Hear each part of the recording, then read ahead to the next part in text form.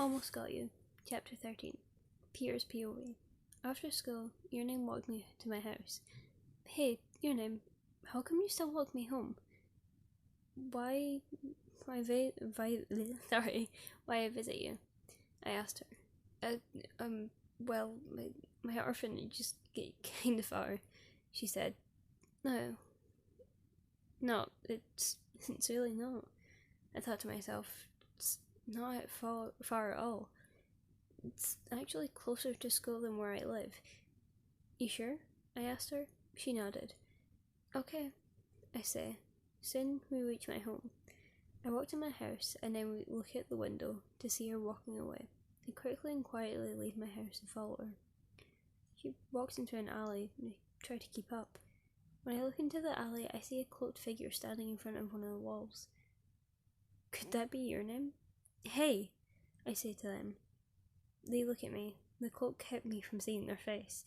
They quietly wave their hand in front of the wall. What are they doing? I start to walk up to them, but I stop in my tracks when the portal appears on the wall. The figure quickly goes through the portal. I try to keep up, but before I can reach them, the portal closes. What was that? Your name's POV. That was so close. Peter almost caught me. I think he's becoming more suspicious. I have to quit my old job, I sighed. Coulson was walking by. What's wrong, Agent? Last name? He asked me. Someone saw me walking through the portal here, I said.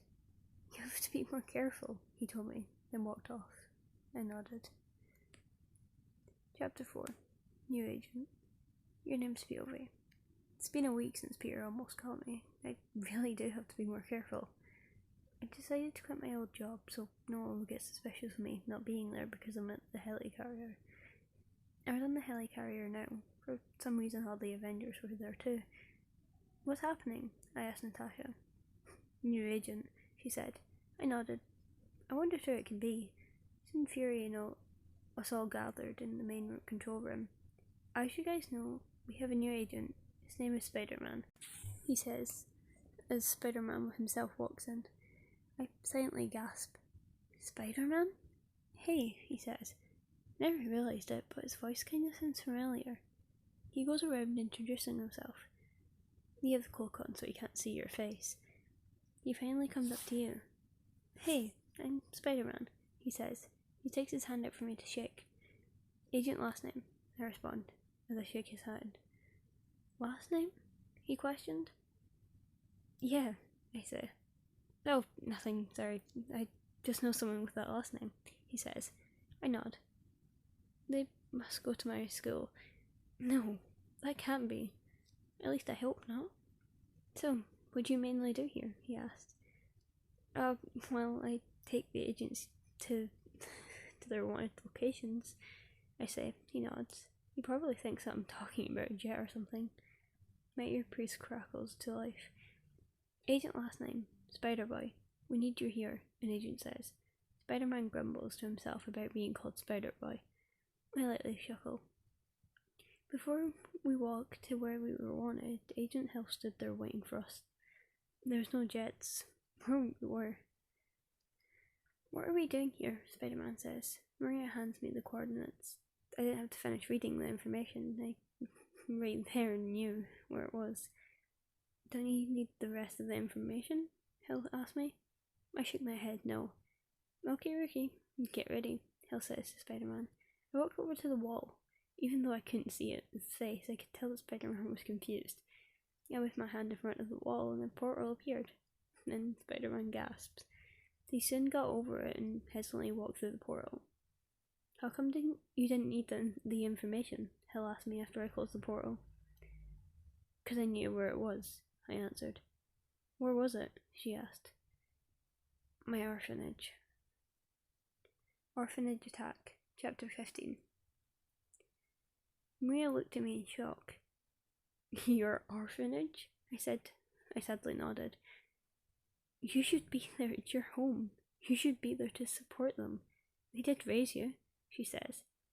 Yeah, but they did a pretty crappy job at it, I mumbled to myself. What about the other girls? They need you there, she said. I suppose you're right, I say, as I create a portal into the alley by the orphanage. I walk through. When I walk out, I hear yelling. I start to walk over and peek around the wall.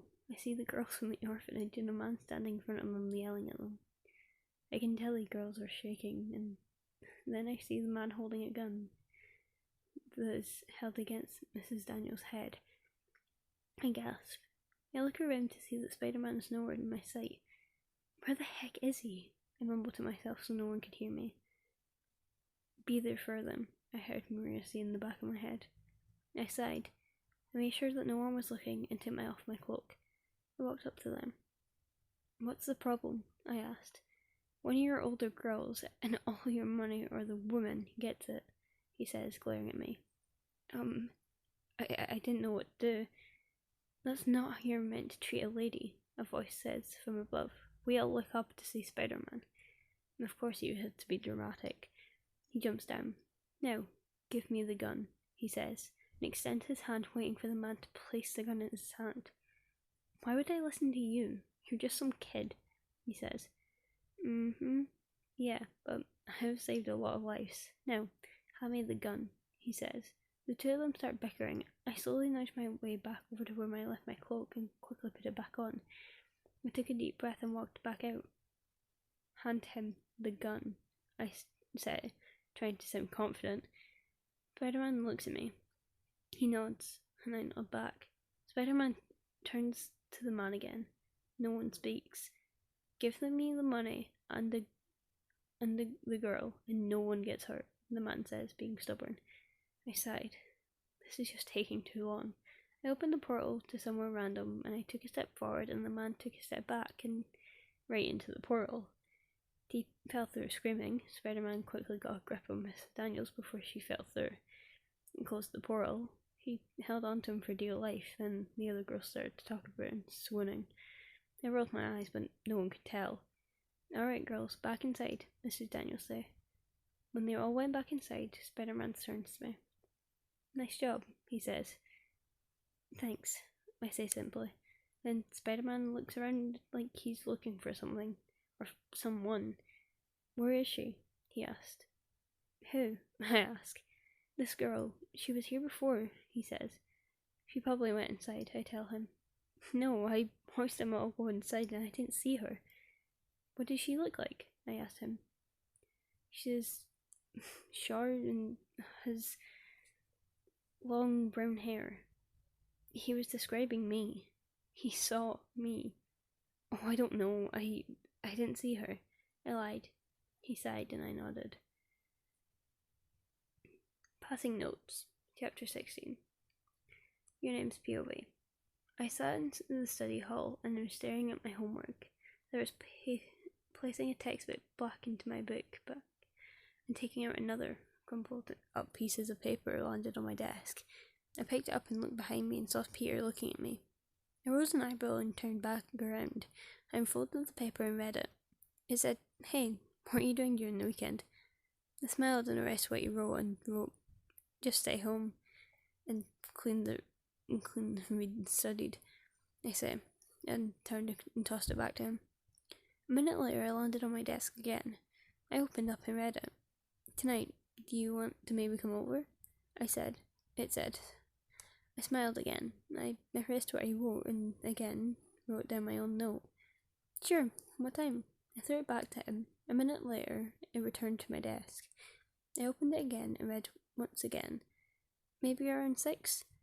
I erased it. Sure, can't wait. I threw it back. Peter's POV.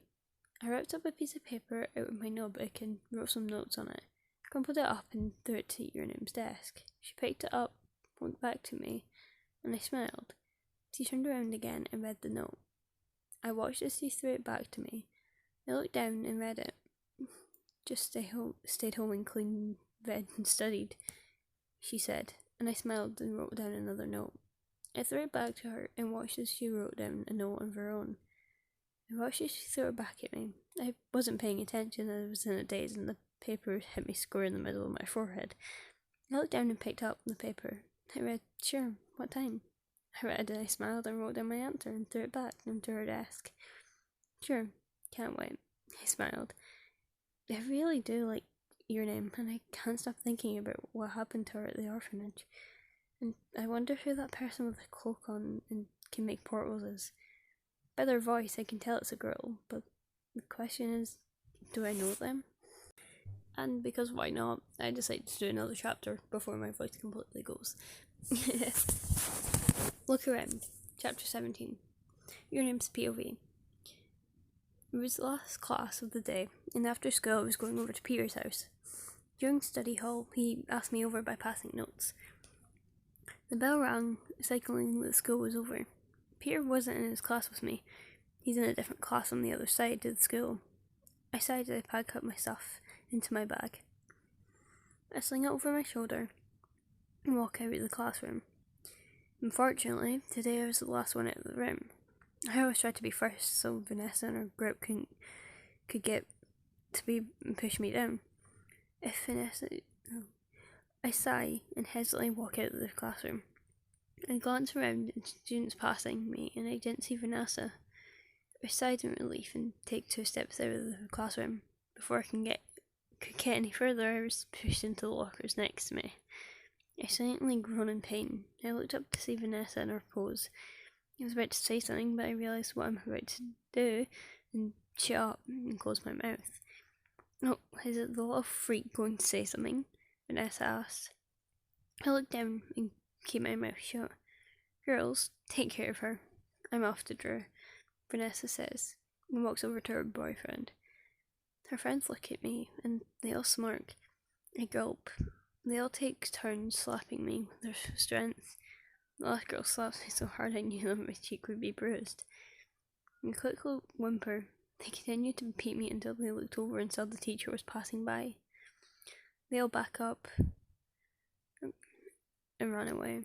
I got up before the teacher came over and grabbed my book bag. I slowly moved out of the room and out of the school.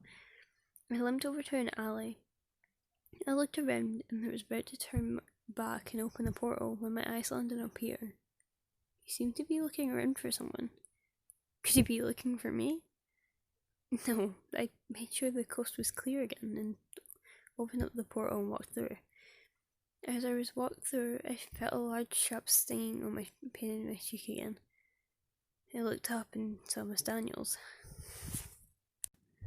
So that's the end of the chapters that I'd probably be doing today. Sorry about it, my voice kind of has a rasp in it because I've been at school and everything for the past couple of weeks. And it kind of just has a rasp in it, but I thought I should record something and probably finish up the story before I head on with anything else. So if you have any requests, remember in the description there is my Instagram if you want to DM me on that, and there is also the Discord server if you have any ideas or any kind of fanfic you want me to read. So thank you for watching and I hope you enjoyed. Bye!